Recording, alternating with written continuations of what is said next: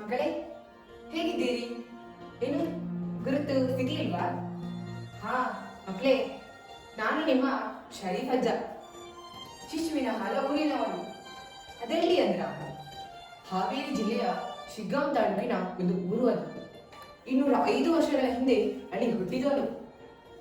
ಈಗ ಯಾಕೆ ಬಂದೆ ಅಂದ್ರ, ಕತೆ ಹೇಳೋಕೆ. ಇನ್ಯಾಕೆ? ನಿಮ್ಗೆಲ್ಲ ಕತೆ ಅಂದ್ರೆ ಇಷ್ಟ ತಾನೇ? ಯಾರ ಕತೆ ಅಂದ್ರ, ಯಾರ ಕತೆ ನಾನೇ ಹೇಳಿ?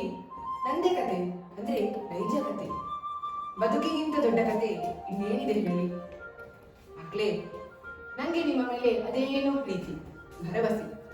ಯಾಕೆ ಗೊತ್ತಾ? ನಾನು ನಿಮ್ಮನಾಗೆ ಇದ್ದ ತಾನೇ, ಅದಕ್ಕೆ. ಇಮಾಮ್ ಸಾಹೇಬ ಹಜ್ಮಾ ದಂಪತಿಗಳ ಮಗನ. ಅಪ್ಪ ನನ್ನ ಬಾಳಿಗೆ ಮೆಕ್ಕ, ಅಮ್ಮ ಮದೀನಾ ಹಜರೇಶ ಖಾದ್ರಿಯವರ ವರಪ್ರಸಾದದಿಂದ ಹುಟ್ಟಿದೆ ಅಂತ ಅಮ್ಮ ಹೇಳ್ತಿದ್ಲು. ಅವರು ರಾಮಾಯಣ, ಮಹಾಭಾರತ, ಅಲ್ಲಮನ ವಚನಗಳನ್ನು ನನಗೆ ಹೇಳ್ತಿದ್ದದ್ದು ನನಗೆ ಇನ್ನೂ ನೆನಪಿದೆ. ಮಹತ್ತಾದುದನ್ನು ಕೇಳದೆ ಜೀವ ಬೆಳೆಯುವುದು ಹೇಗೆ ಹೇಳಿ? ಬಾಳ್ಯದ ಯೌವನದ ಘಟನೆಗಳು ಸುರುಳಿ ಒಂದೊಂದಾಗಿ ಬಿಚ್ಚಿಕೊಳ್ತಾ ಇದೆ. ನಡೆದುದನ್ನು ನಡೆದಂಗೆ ಹೇಳ್ತೇನೆ. ಓ, ಅದು ಯಾರು ಬನ್ನಿ? ಆ ಮರದ ಕುಳಿತವರು. ಅಪ್ಪ, ಅದ್ಯಾರಪ್ಪ ಅದು? ಏನು ಹೋಗೋಣೇನು ಅಲ್ಲಿ? ಓ, ಈ ಮಹಾನುಭಾವರು ಅವಧೂತರ ತರ ಕಾಣಿಸ್ತಾ ಇದ್ದಾರಲ್ಲ, ನಮಸ್ಕರಿಸಬೇಕು ಅನ್ನಿಸಿದೆ. ಅಡ್ಡವೀರು ಶರೀಫ ಅಂತ ಅಪ್ಪ ಹೇಳಿದಂತಲ್ಲ, ಇದು ಅಡ್ಡವಿದ್ದರು.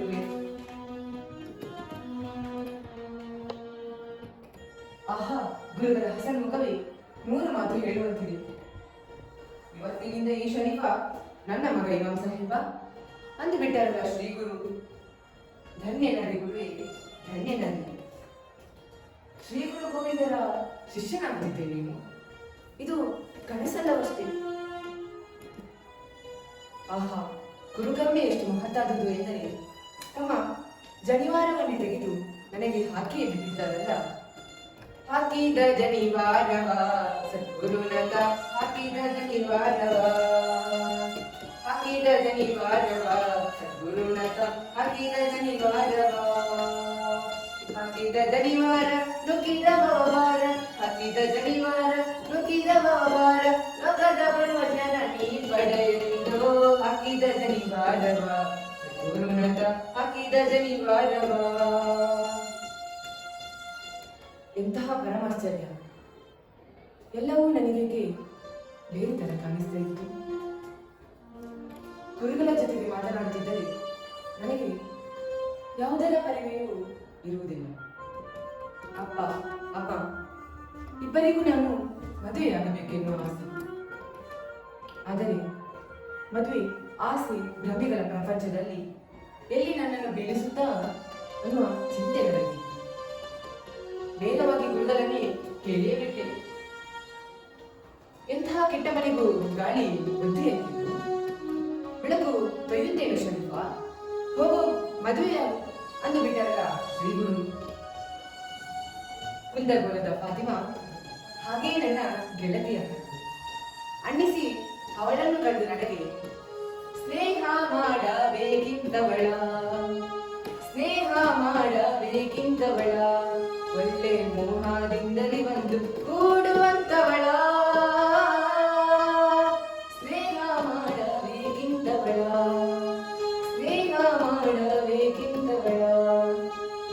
ಇವಳು ಅಂತಿಂತವಳಲ್ಲ, ಮುಕ್ತಿ ವನಿತೆ. ಇವಳಲ್ಲಿ ವಿರಕ್ತಿಯನ್ನೇ ಬೇಡಬೇಕಾಗಿದೆ.